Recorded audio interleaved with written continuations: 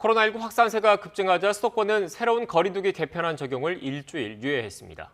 리얼미터가 YTN 의뢰로 조사한 결과 응답자 10명 가운데 7명가량이 수도권 지역의 기존 거리두기 일주일 연장은 부족하다고 응답했습니다. 네, 또 리얼미터가 YTN 의뢰로 실시한 주간 집계 결과 문 대통령의 국정수행 긍정평가는 오차 범위 내에서 전주 대비 소폭 하락했고 대부분 정당의 지지율도 소폭 하락했습니다. 지난 한 주 여론의 움직임 짚어보겠습니다. 이택수 리얼미터 대표 나오셨습니다. 어서 오십시오. 네, 안녕하세요. 대표님, 그러니까 쉽게 얘기해서 수도권 지역의 거리두기 유예 조치를 더 연장해야 된다. 그러니까 현재 상황이 심각하다. 이렇게 인식한 시민분들이 상당수였다. 이런 의미입니까? 네, 그렇습니다. 10명 중에 7명가량 71.6%가 일주일 연장이 부족하다. 더 연장해야 된다는 의견을 나타냈고요. 원래 이번 주 수요일인 7일까지 유지하기로 했는데 8일 이후에도 계속 완화해야 된다, 이런 의견이 23.1%로 한 3배 이상 이 규제가 더 연장되어야 한다, 이런 의견이 높게 나타났습니다. 예, 세부적으로 하나씩 좀 짚어보겠습니다. 지역별로 따져봤을 때 눈에 띄는 특징이 있었을까요? 네, 특히 수도권에서 상대적으로 일주일 연장이 부족하다, 더 연장해야 된다는 의견이 조금 덜 했고요. 반면에 일주일 연장이면 충분하다, 8일부터 완화되어야 한다는 의견이 다른 지역에 비해서 소폭 높아서 20%대 중후반으로 나타났습니다. 그리고 대구 경북 지역 같은 경우는 다른 지방과 달리 일주일 연장 부족 의견이 다른 지역들은 80% 후반 또 혹은 80%에 근접한 수치를 나타냈는데, 대구 경북 지역은 수도권과 비슷하게 일주일 연장이 부족하다는 의견이 58.7%로 나타났습니다. 아무래도 대구 경북 지역은 국민의힘 지지율이 높은 그런 지역이다 보니까 정부의 이제 방역 정책에 대해서 좀 비판적인 시각이 있는 지역이기도 하고요. 여러 부분들이 작용을 해서인지 수도권과 비슷한 흐름을 나타냈습니다. 네. 연령별로는 어떤 특징이 있었습니까? 네, 예상대로 20, 30, 40 세대가 일주일 연장이면 충분하다, 8일부터는 완화되어야 한다라는 의견이 다른 연령대에 비해서 한 5 내지 10%포인트가량 높았습니다. 그래프상으로는 푸른색 부분인데요. 예. 18세에서 29세가 27%, 30대가 25.1%, 40대가 26.5%로 5, 60대 또 70세 이상보다는 이 일주일 연장이 충분하다는 의견이 높았고요. 반면에 일주일 연장이 부족하다, 더 이제 연장되어야 한다라는 의견은 5, 60대 그리고 70세 이상에서 상대적으로 높게 나타났습니다. 아무래도 샐러리맨들이 많은 20, 30, 40 세대들은 최근 들어서는 회식한 지도 굉장히 오래됐죠. 그리고 예. 대학생들 같은 경우는 또 신입생 같은 경우는 개강 파티나 종강 파티를 해본 적이 없으니까요. 그래서 이런 부분도 좀 피로도가 많이 쌓여 있는 연령대에서 조금 8일부터는 계속 좀 완화시키는 것이 어떻겠느냐, 이런 의견들을 상대적으로 높게 나타내긴 했습니다만, 그래도 전반적으로 과반을 훌쩍 넘어선 응답이 더 연장해야 된다, 이런 의견을 나타낸 것 같습니다. 네, 지지 정당이나 이념 성향별로는 차이가 있었습니까? 네, 미세하지만 차이가 있었습니다. 민주당 지지층이라든지 더불어민주당 또 열린민주당 지지층은 70%가 넘게 일주일 연장이 부족하다, 더 연장되어야 한다라는 의견을 나타냈습니다. 사실 코로나 확진자 수가 이 당청 지표하고 비례하기 때문에, 왜냐하면 코로나 확진자 수가 늘어나면 당청 지지율이 떨어지는 이런 흐름이 반복이 되고 있기 때문에 여당 지지층, 더불어민주당이라든지 열린민주당 지지층에서는 이 방안이 더 연장되었으면 하는 의견이 상대적으로 높게 나타났고요. 반면에 같은 진보 정당이지만 정의당 같은 경우는 38%가 일주일 연장이면 충분하다, 8일부터 조금 완화시켰으면 좋겠다, 이런 의견들을 나타내서 약간의 온도차가 있었고요.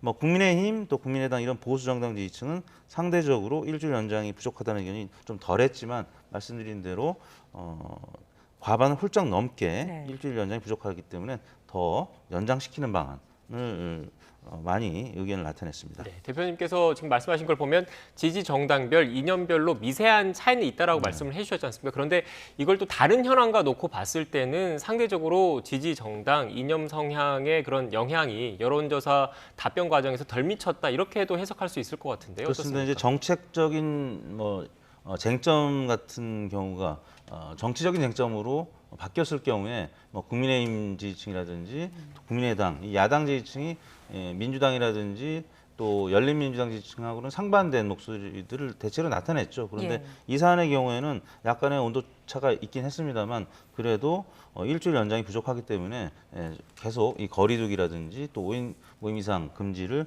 유지해야 된다 이런 의견들을 나타낸 것 같습니다. 적어도 방역 관련 조치에 대해서는 큰 틀에서는 의견을 좀 같이 한다라는 네, 그렇습니다. 의미로 읽히고요. 최근 상황을 지금 여론조사 결과에서도 알 수 있듯이 어느 정도 좀 많은 시민들이 엄중하게 받아들이고 네. 있는 것 같습니다. 향후에 확산세나 어떤 대응에 따라서 대통령 국정수행 지지율에도 영향을 미치게 될까요? 그렇습니다. 작년 12월 같은 경우에 추경 갈등 때문에도 그랬지만 확진자 수가 당시에 뭐 1,000명 안팎 나올 때 대통령 국정수행 긍정평가가 많이 하락을 해서 30% 초중반까지 빠진 적이 네. 있었거든요. 이번에도 지금 뭐 다른 사안도 있겠지만 코로나 확진자 수가 뭐 700명, 800명 이렇게 오르락내리락 하고 있기 때문에 이제 한국갤럽이 매주 금요일에 발표하는 여론조사를 보면은 이제 긍정평가 이유, 부정평가 이유를 이렇게 물어보는데요. 코로나 대처를 잘하기 때문에 긍정평가하는 의견이 가장 높긴 한데 최근 들어서는 그분이 조금 감소했다라는 측면 이런 부분들에 있어서는 확실히 코로나 확진자 수 이 부분이 굉장히 당청 지지율에 큰 영향을 미치고 있다. 그렇기 때문에 확진자 수를 감소시키는 당청의 노력이 필요한 시기가 아닌가 싶습니다. 네. 그 외에 지난 한 주 대통령 지지율에 영향을 미친 사안들은 어떤 게 있었습니까? 네, 문재인 대통령 이제 6월 5주차와 7월 첫째 주가 이제 겹친 한 주간이었는데요. 지난주 리얼미터 기준하면 1.6%포인트 하락한 38%를 기록했습니다. 예. 부정평가는 1.5%포인트 상승한 58.1%였는데요. 말씀드린 이제 코로나 확진자 수 증가 외에도 김기표 청와대 반부패 비서관의 부동산 투기 논란이 지난주에도 좀 여진이 있었고요. 또 하나는 민주당 내에서 김경률 회계사 면접관 내정을 했던 것이 번복됐죠. 그런 부분들이 영향을 미쳐서 지난주에는 중반에 좀 약세를 보여서 전체적으로는 뭐 큰 변화는 아닙니다만 소폭 하락한 것으로 나타났습니다. 네. 자, 이어서 정당 지지도도 짚어보겠습니다. 보니까 대부분의 정당의 지지도가 좀 빠졌는데 반면에 무당층은 좀 증가했더라고요. 이건 어떤 의미로 봐야 될까요? 네, 먼저 국민의힘이 더불어민주당보다는 소폭 이제 앞서는 상황이 계속 나오고 있는데요. 예. 국민의힘도 0.3%포인트 하락한 37.7%를 기록했습니다. 민주당은 29.6%로 0.1%포인트 낮아진 수치 때문에 횡보했다고 봐야 될 것 같고요. 국민의당은 6.7%, 0.4%포인트 빠졌고 열린민주당도 0.7%포인트 하락했습니다. 반면에 무당층은 말씀하신 대로 1.7%포인트 오른 13.6%를 기록했는데 국민의힘 같은 경우는 최근 들어서 윤석열 전 총장의 지지율과 좀 궤를 같이 하고 있습니다. 윤석열 전 총장이 지난주에는 출마 선언도 하고 주 초중반에는 이제 강세를 나타내는 듯 했습니다만 주 후반에 장모가 징역 3년에 법정 구속됐다는 소식 때문에 국민의힘도 주 후반에 좀 약세로 돌아섰고요. 민주당 같은 경우는 아까 말씀드린 면접관 논란이 좀 영향을 미쳤고 그다음에 반부패 비서관의 부동산 투기 논란 이제 송영길 대표가 사과는 했습니다만 그런 부분도 주 초중반에 또 영향을 미쳤기 때문에 양당이 모두 좀 하락하는 그런 수치를 나타냈습니다. 네, 대표님 그런데 민주당 같은 경우에는 사실상 본격적인 대선 경쟁, 대선 레이스가 그 당내에서 시작이 됐지 않습니까? 네. 그런데도 이렇게 그 지지율이 좀 그 보합세를 유지를 하고 있는 게 상대적으로 당내 경선이 흥행이 좀 미진했다, 흥행 효과가 좀 떨어졌다 이렇게 봐야 되는 겁니까? 지금 그 구룡 중에 이제 8룡으로 이제 이광재 의원이 단일화해서 이제 8룡으로 이제 줄어들긴 했습니다만 구룡 중에 이재명 지사, 이재명 후보가 민주당 전체 후보의 지지율 파이 중에서 한 절반을 차지하고 있고요. 나머지 절반을 이제 7분이 나눠서 지지율을 이제 기록하고 있는데 워낙 이재명 지사가 이제 독주하다 보니까 상대적으로 야당에 비해서 좀 흥행면에서 떨어질 수 있다 이런 의견들이 나왔었고 그것 때문에 경선 연기론도 나왔었는데 그분이 이제 어느 정도 결론이 나서 본격적인 경선으로 들어가는 그런 과정에서 면접관 논란까지도 나왔기 때문에 흥행에 이제 바람을 좀 일으키지는 못하고 있는데요. 일단 컷오프로 후보군이 좀 압축이 되어야 할 것 같습니다. TV 토론도 했습니다만 워낙 많은 후보들이 분산돼 있다 보니까 TV 토론 과정에서 변별력을 좀 보여주기 좀 어려운 그런 상황이었었고요. 그러다 보니까 지금 흥행에 좀 어려움을 겪고 있는 것이 아닌가 싶습니다. 네, 그러니까 일단 아직은 뭐 본격적으로 그 경선 국면에 들어가지는 않았기 때문에 컷오프가 이루어지고 이제 후보들이 좀 압축이 되면 그 이후에 여론조사 추이, 지지율 추이는 좀 더 지켜봐야 된다는 네. 말씀이시네요. 알겠습니다. 이어서 대선 후보 지지도도 한번 짚어보겠습니다. 지금 보니까 가상 양자 대결에서 이재명 지사와 윤석열 전 총장이 엎치락뒤치락하는 모습이라고요. 그렇습니다. 이제 전화 면접 조사에서는 양강 후보, 윤석열, 이재명 두 후보가 비슷한 수치로 오차 범위 내에서 팽팽하게 나타나고 있고요. 자동응답 방식에서는 윤석열 전 총장이 이재명 지사를 오차 범위 안팎을 넘나드는 수준, 대략 5 내지 10%포인트 사이 이제 앞서고 있는 상황인데요. 그 얘기는 뭐냐면 이제 여전히 샤이 야권 표심이 이 전화 면접, 면접원한테 직접 사람에게 직접 응답하는 것에서는 지지도가 없다는 그런 부동층으로 잡히는 결과들이 나타나고 있거든요.